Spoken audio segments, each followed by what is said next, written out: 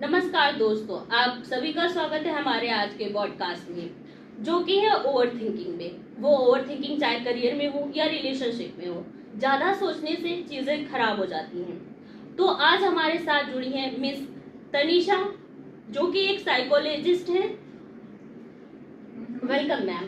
Thank you so much. तो चलिए आज कुछ सवालों के जरिए एक्सप्लोर करते हैं, क्या हम सब कहीं ना कहीं ओवर थिंकिंग के जाल में फंसे हुए हैं। सबसे पहले बात कर लेते हैं करियर की। क्या आपने कभी करियर चुनने में इतना समय लिया है कि सही अपॉर्चुनिटी आपके हाथ से ही निकल गई हो? Definitely. First of all thank you for inviting me. Over thinking इस टाइम बहुत ज़्यादा कॉमन टॉपिक है, स्पेशली यूथ, क्योंकि हम लोगों के पास अब इजी भी है एस्केप करना और हम पे लोग भी नहीं होते बात करने। But we need to understand कि ओवर थिंकिंग हमारे में कहाँ से आ रही है। हमारे अंदर के डर से, एंग्जाइटी से, वही स्टेम अप होके ओवर थिंकिंग का फॉर्म लेती है। उसी वजह से कभी कभी हम डिसीजन लेने में इतना डिले कर जाते हैं और हम सोचते रहते हैं कि ये करियर चुने ना चुने, बट उसका जो बेस्ट आई वुड से सजेशन होगा दैट वुड बी कि हर चीज़ का कोई भी डिसीजन लेने से पहले, बीट फॉर करियर और be it for any other option, even for academic, you just weigh the pros and cons. ठीक है, अपने गोल सेट कर लो कि एक अच्छे जॉब में हमें क्या चाहिए था, स्टेबिलिटी, ग्रोथ एंड सैलरी। अगर वो तीनों पैरामीटर्स मैच कर रहे हैं तो we can go for it कि ठीक है अब हम इस जॉब को चूज कर सकते हैं। और अगर वो पैरामीटर मैच नहीं कर रहे तो वी कैन से कि no we don't want to continue with it, and that's where our overthinking reduces, क्योंकि अब हमें एक सर्टेनिटी मिल जाएगी, विल गेट आवर फाउंडेशन। जैसे जैसे डर कम होगा हमारा ओवरथिंकिंग ऑटोमेटिकली कम होगा। जी मैम, आपने बिल्कुल सही बोला। क्या क्या आप भी हर ऑप्शन पर बार बार सोचती हैं, जैसे कि सरकारी नौकरी, प्राइवेट जॉब या business? Obviously it's a human nature, natural phenomena, हम सबको ओवर थिंकिंग होती है। बट हाँ, अगर वो ज़रूरत से ज़्यादा हो रही है टू एन एक्सटेंट कि वो हमारे दिन का आधे से ज़्यादा टाइम खा रही है, then we have to stop कि समथिंग इज नॉट राइट। और अगर मैं बात करूँ कि private job, business, I guess ये सबके मन में क्वेश्चन होता है और हम बार बार सोचते रहते हैं। But we need to understand हमारा स्ट्रेंथ कहाँ लाई करता है, हमारे टाइमिंग्स क्या है, ठीक है, अभी हमारे सामने क्या पहुँचेंगे, and that's how we take a decision. So we जब भी ऐसा कंफ्यूजन हो what to do what not to do, always take a paper, write on it and then understand किस चीज़ में हमें कितनी स्टेबिलिटी और सर्टेनिटी मिल सकती है।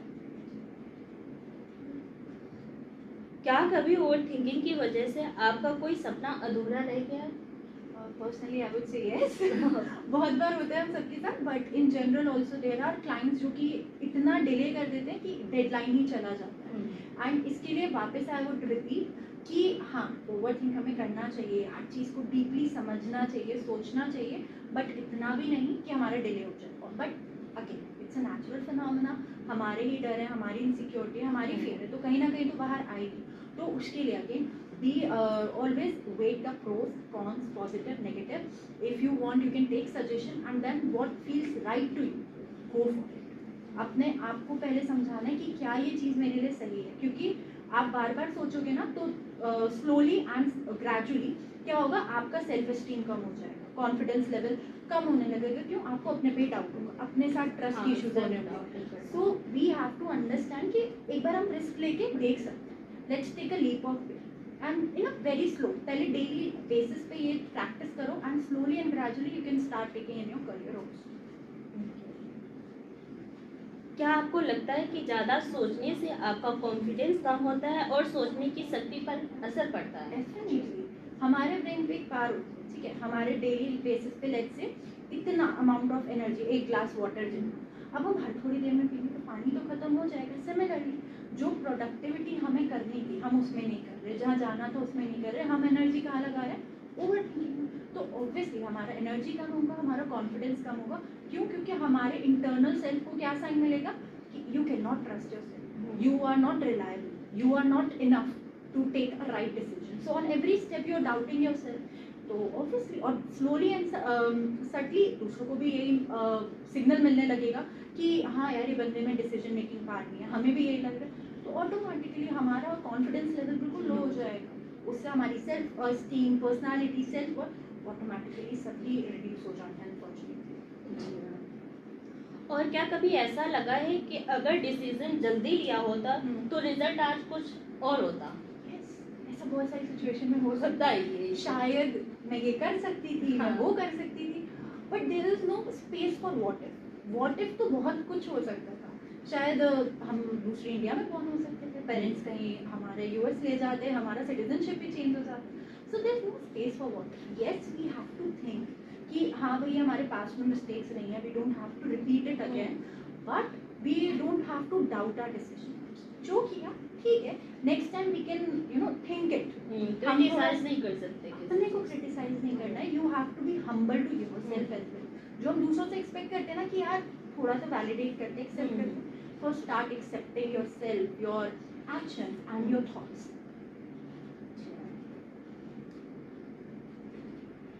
तो अब जरा नजर डाल लेते हैं रिलेशनशिप पर। Definitely. जब दो लोग रिलेशनशिप में होते हैं तो अगर एक का भी रिप्लाई देर से आया तो लड़ाइयाँ हो जाती हैं। इस पे आपका क्या कहना है? ये बहुत कॉमन हो गया है, हाँ। स्पेशली इस जनरेशन generation में जिसमें ज़्यादा है। पेशेंस नहीं बची है। जी। ठीक है, हमें लगता है कि अभी नहीं आया, but you need to understand वो हमारी इनसिक्योरिटीज बोल रही हैं जो कि हम प्रोजेक्ट कर रहे हैं। कि हमें लगने लगा है कि शिट, हम अपने अजम्पशन बना लेते हैं कि अगर कोई हमें रिप्लाई नहीं कर रहा ना, definitely they are ignoring. Why someone would ignore you? You are such a beautiful human. Why would someone do that to you? They might be busy, right? They might be engaged in something. And in such situation, the best way is to communicate. See, we have, all of us have our own past experiences. Friendship betrayal, relationship betrayal. So instead of assuming, क्योंकि treat your brain like a kid. वो एक naughty kid है जिसको कुछ खाली time दे दिया ना, वो अलग अलग से क्वेश्चन लिया है। हाँ। Same thing happens with brain. Brain को लगता है कि अच्छा तुम खाली बैठे हो, रुको तुम ये सोचते हो, तुम वो सोचते हो। So you need to understand, पहले अपने पे भरोसा, ठीक है हो सकता है, ऐसा नहीं है कि Busy तुम्हारा होगा या सेल्फ कुछ वर्थ काम कम है होगा। या तुम में कोई इशू नहीं, it could be the situation और the circumstance. So this is one thing. क्या कभी ऐसा हुआ है कि ओवर थिंकिंग की वजह से आपने अपने रिश्ते में ट्रस्ट खो दिया है और जिससे सारी चीजें खराब हो गई हो? डेफिनेटली हम सोचते रहेंगे, सोचते रहेंगे, सोचते रहेंगे और कोई सोल्यूशन नहीं होगा। क्योंकि suppose you and me are friends और तुम मुझे बिना बताया चली गई। अब आई हैवंट कम्युनिकेटेड, बट मैंने सोच लिया शिट कि मैं इसे फ्रेंडशिप नहीं रखना चाहती है, इसलिए चली गई। मैंने पूछा ही नहीं, मैंने सोचा ही नहीं, सुना ही नहीं, कॉल करके देख सकती थी कि यार सब ठीक है, आई अंडरस्टैंड इट हर्ट्स कि आप मुझे बिना बताए चले गए, बट ऐसा भी तो हो सकता है कोई और रीजन रहा, कुछ प्रॉब्लम हो गई हो मे बी। और इनकेस अगर नहीं हुई है तो we can always sort out with communication, we can create a clear boundary कि नेक्स्ट टाइम ऐसा नहीं होना चाहिए, आई डोंट लाइक इट और इट हर्ट्स समथिंग लाइक। क्या आपको लगता है कि रिश्तों में ज्यादा सवाल करने से प्यार धीरे धीरे कम होने लगता है? हाँ, आई वुड से सवाल करने से प्यार कम होता है। It's always better to communicate, to confront, but there is a line, there is a very thin line between discussing out और between yelling. ठीक है, अगर हम हर बात पे क्वेश्चन कर रहे हैं कि यार तुम कहाँ गए थे, क्यों गए, ठीक है तो कोई बात नहीं, it's out of concern. But अगर आप कंट्रोल करने लगे there is an issue, because एक जो रिलेशनशिप होता है वो बैलेंस से चलता है दोनों के पास, दोनों पार्टनर्स के। अगर हम हायरार्की रखने लगे तो पेरेंट्स भी तो थे, तो हम क्यों रिबेल किए पेरेंट्स के साथ कि आप मुझ पे ऐसे क्यों पूछ रहे हो। और सेम बात अगर आप पार्टनर के साथ करोगे तो सबका प्रेफरेंस डिफरेंट है। So it's always better to discuss things instead of तुमने ऐसा क्यों किया, दैट्स समझना जरूरी है। एग्जैक्टली। और क्या आपने कभी महसूस किया है कि ओवर थिंकिंग ने आपको एक दूसरे से अलग कर दिया है और अकेला छोड़ दिया आपको? हम अपने ही दिमाग में सोचे जा रहे हैं तो कभी ना कभी तो हम आइसोलेट हो जाएंगे, बिकॉज हर क्वेश्चन का सोल्यूशन नहीं होगा। तुमने मेरे साथ ऐसा क्यों किया, ऑब्वियसली गलत किया, सॉरी, सब चीज़ें डिस्कस हो गई हैं, बट एक ही चीज़ हम रिप्ले कर रहे हैं ऑब्वियसली, क्योंकि आप हर्ट हो। एक तरीके से मैं हर्ट हूँ इसलिए मैं बार बार उस पर कर रही हूँ, बट बार बार ये करके भी तो मैं अपने आप को ही हर्ट कर रही हूँ। पार्टनर को हटा दूँ, बट अपने आप के साथ में किस बात की पनिशमेंट कर रही हूँ, अपने आप को मैं क्यों दूँ? खाना छोड़ देते हैं लोग, Yes. गुस्सा हो जाते हैं। Yes, I'm replaying the same thought again and again. No, I don't want the answer of that thought. I want to understand the roots. कि वो क्वेश्चन बार बार मुझे परेशान क्यों कर रहा है। So better ways to identify your trigger.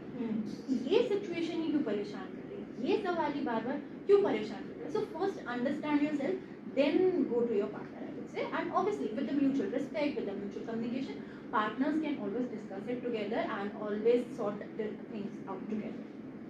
एक और सवाल है मेरा कि बोलते हैं अगर कि एक बंदा ओवर थिंकिंग करता है तो दूसरे बंदे को ज़्यादा ओवर एक्सप्लेनर होना चाहिए कि अगर वो कुछ सोच रहा है तो उसको ओवर एक्सप्लेन करना, इसमें आपको क्या कहना है? ऐसा कह सकते हैं, बट अगेन सामने वाला कितना ओवर एक्सप्लेन कर सकते हैं। एक टाइम के बाद तो एनर्जी सभी की खत्म हो जाती है।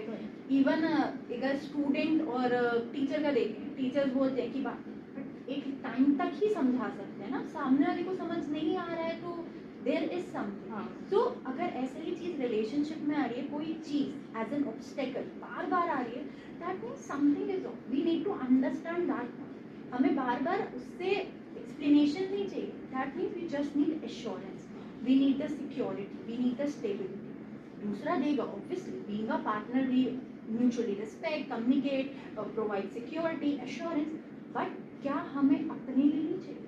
तो पहले हमें अपने को भी उतनी स्टेबिलिटी और सिक्योरिटी देने की ज़रूरत है कि, और ये चीज़ें कभी कभी ये जो अटैचमेंट स्टाइल्स होते हैं, हमारा रिलेशनशिप पैटर्न होता है, it's because of our past experiences, childhood experiences. क्योंकि ओवर थिंकिंग का अगर ओवरऑल मैं जस्ट बताऊँ, again it's stemming from fear and anxiety.